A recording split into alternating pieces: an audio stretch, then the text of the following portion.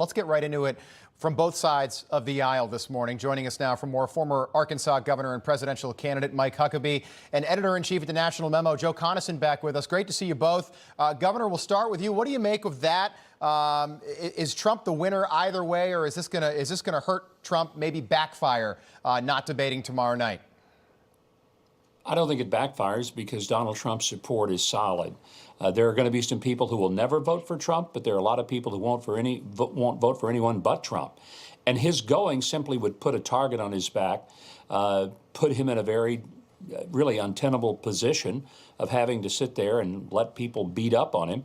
Not that he would mind that, because he counterpunches better than anyone I've ever seen. But there's really no value to him going to that debate. It's not like he has to explain his platform, his positions on issues. He's been president for 4 years, so we know what he will do as president because he's already done it. I think what this does is put a real tough spot for Ron DeSantis, because now he becomes the target. Right. But let's be very clear. These debates are, quite frankly, they're not debates. It's an interview. I think they're game shows. I think the whole format is just awful. They ought to be scrapped and turned into genuine debates where the candidates control the issues and the flow and not TV personalities. I find the way it's done deplorable. Yeah, they've become zinger festivals, haven't they? You know, you think about those first televised debates, Kennedy-Nixon back in 1960. I would love to see, especially in the general, debates more like that, where you can disagree, but you've got more time to speak, and people can actually make an evaluation about where you stand on a certain issue in a format like that. As you know, Governor, 90 seconds is not a lot of time to respond to anything, particularly attack. Joe, I'm wondering, so Trump, look, you look at that CBS poll that came out yesterday, he's at 62%, which is more than every other candidate combined.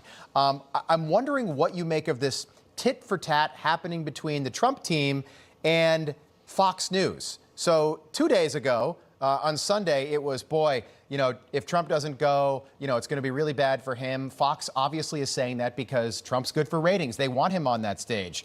But now Fox is banning all of Trump's surrogates from the debate spin room.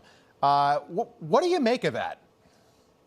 Well, I think it was kind of predictable. I mean, Fox is sort of turning into the opponent of Trump in this debate, rather than any of the actual opponents. I think Governor Huckabee is probably right. As long as there are 7 others running against Trump, including DeSantis, he has a huge advantage, and that will be on display, you know, tomorrow night, and until some of them are winnowed out, most of them, because unless he's facing 1 or 2, it's very hard for people to, you know, for any of them to make any progress against him in the polls.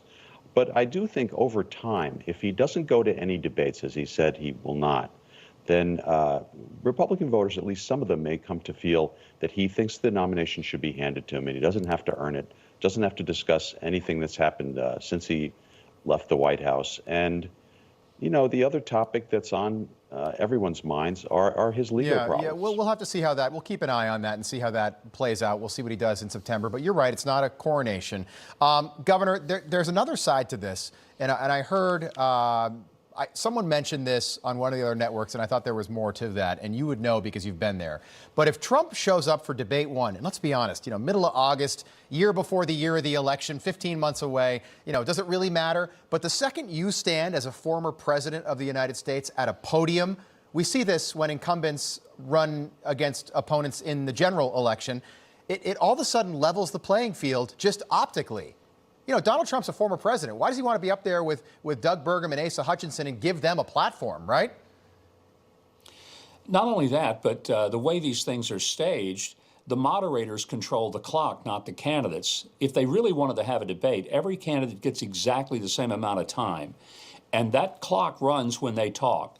When they use up their time, they're done. Right. And the moderators don't give 60% of the time to one candidate and divide the other 40% among 7 people. That's the way these things play out. And the other problem is that sometimes the moderator will spend 2.5 minutes asking a question and say to the candidate, you have 30 seconds to respond. That's absurd. It's insulting to people who had the guts to put their name on the ballot, and then you have television personalities dominate the debate instead of letting the candidates really debate each other. Governor, I hate to do this to you.